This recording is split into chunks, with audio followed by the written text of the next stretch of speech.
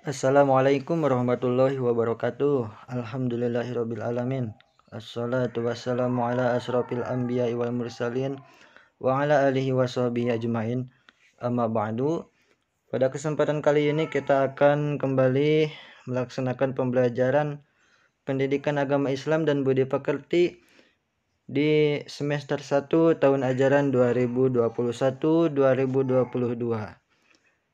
Nah, untuk pelajaran agama Islam dan budi pekerti di semester 1 ini kita akan mempelajari 6 bab, dan yang kesemuanya itu wajib kita ikuti. Dan untuk bab pertama kita akan melaksanakan pembelajaran tentang menuntut ilmu.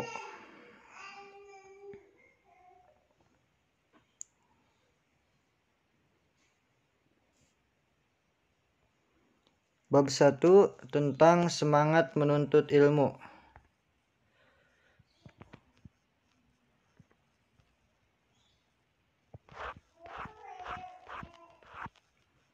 Nah, yang akan kita pelajari yaitu dalil tentang menuntut ilmu, kemudian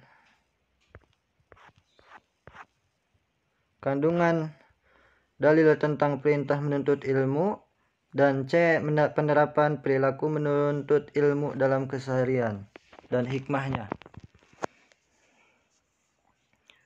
Nah, dalil tentang menuntut ilmu terdapat dalam surah Ar-Rahman ayat 33. A'udzu billahi minasyaitonir rajim. Bismillahirrahmanirrahim. Ya ma'syaral jinni wal insi in istata'tum an tanfudu min aqtaris samawati wal ardi fangfudu la tanfuduna illa bisultan. Artinya, wahai golongan jin dan manusia, jika kamu sanggup menembus penjuru langit dan bumi, maka tembuslah. Kamu tidak akan mampu menembusnya kecuali dengan kekuatan dari Allah. Quran Surat Al-Rahman ayat 33.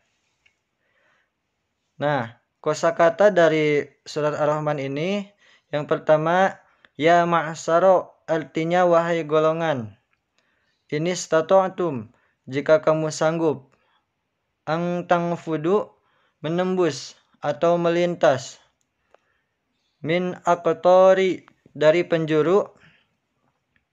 Fangfudu, maka tembuslah. Illa bisultanin, kecuali dengan kekuatan Allah.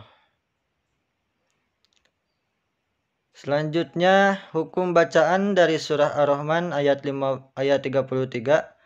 Yang pertama, ya ma'syaro. Ini disebut mad tabi'i karena ada huruf yang berharkat patah tegak. Panjangnya itu 1 alif atau 2 harkat. Kemudian yang kedua, wal ingsi, ikhfa hakiki.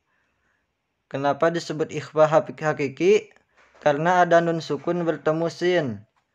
Ini hukum nun sukun dibaca samar. Kemudian yang ketiga ada idhar halki.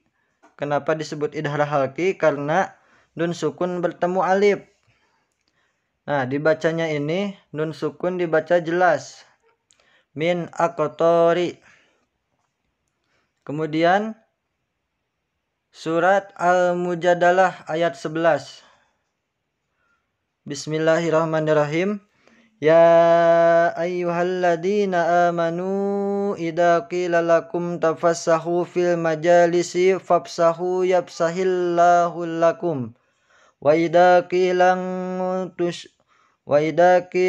suju fangsuju yarfa'illahu alladzina amanu minkum walladzina utul ilma darajat wallahu bima ta'maluna khabir. Artinya, wahai orang-orang yang beriman, apabila dikatakan kepadamu, berilah kelapangan di dalam majlis-majlis, maka lapangkanlah. Niscaya Allah akan memberi kelapangan untukmu. Dan apabila dikatakan berdirilah kamu, maka berdirilah. Niscaya Allah akan mengangkat derajat orang-orang yang beriman di antaramu dan orang-orang yang diberi ilmu beberapa derajat oleh Allah Maha Teliti apa yang kamu kerjakan. Quran Surat Al-Mujadalah ayat 11. Kemudian kosakata dari Quran Surat Al-Mujadalah, ya ayyuhalladzina amanu, wahai orang-orang yang beriman, idza qila lakum, apabila dikatakan kepadamu, tafassahu, berilah kelapangan. Kemudian hukum bacaan pada surah Al-Mujadalah, yang pertama kata amanu ida mad jaiz munfasil. Kenapa disebut mad jaiz munfasil? Karena ada huruf mad bertemu hamzah pada kalimah berbeda. Panjangnya 2-5 harkat. Wallahu, lam jalallah tafhim. Lafaz jalallah didahului huruf berharkat patah. Lafaz jalallah dibaca tebal. Wallahu. Khabirun, mad ari disukun. Kenapa disebut mad ari disukun? Karena mad tabi'i pada akhir kalimat yang dibaca waqaf. Panjang mad tabi'i ini dibaca panjang antara 2 harkat sampai 6 harkat. Kandungan surah Ar-Rahman ayat 33. Allah menyeru jin dan manusia bahwa pada hari pembalasan nanti mereka tidak dapat lari dari ketentuan dan hukumnya. Manusia dan jin tidak dapat menembus langit jika tidak memiliki kekuatan. Kekuatan ini hanya dapat terpenuhi atas izin Allah Subhanahu wa Ta'ala. Kemudian kandungan surah Al-Mujadilah ayat 11.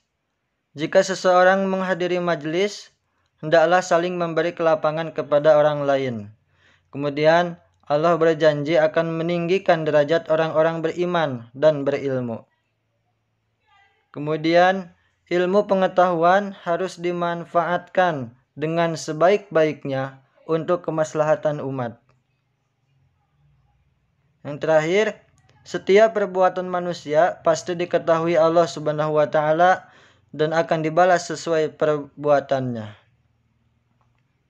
Kemudian penerapan perilaku menuntut ilmu dalam kehidupan sehari-hari dan juga hikmahnya. Keutamaan menuntut ilmu, yang pertama adab menuntut ilmu bagi seorang muslim yaitu ikhlas, memohon pertolongan hanya kepada Allah, bersungguh-sungguh dalam menuntut ilmu, berhias dengan akhlak mulia, bersikap bijaksana, menghormati ulama dan mengamalkan ilmunya.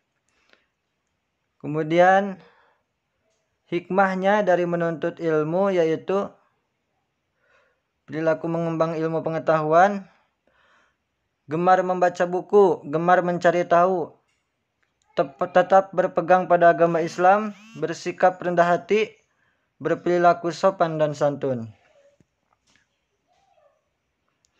Nah, hikmah menuntut ilmu, yang pertama dimudahkan jalan menuju surga, dikaruniai rahmat oleh Allah, kemudian melaksanakan perintah Allah dan Rasul-Nya, mendapatkan pahala yang terus mengalir meskipun telah meninggal dunia, termasuk golongan fi sabilillah, kemudian ditinggikan derajatnya oleh Allah dan mendapatkan cahaya hidup. Nah, demikian yang dapat saya sampaikan pada kesempatan kali ini. Terima kasih. Wallahul muwaffiq ila aqwamit thoriq. Wassalamualaikum warahmatullahi wabarakatuh.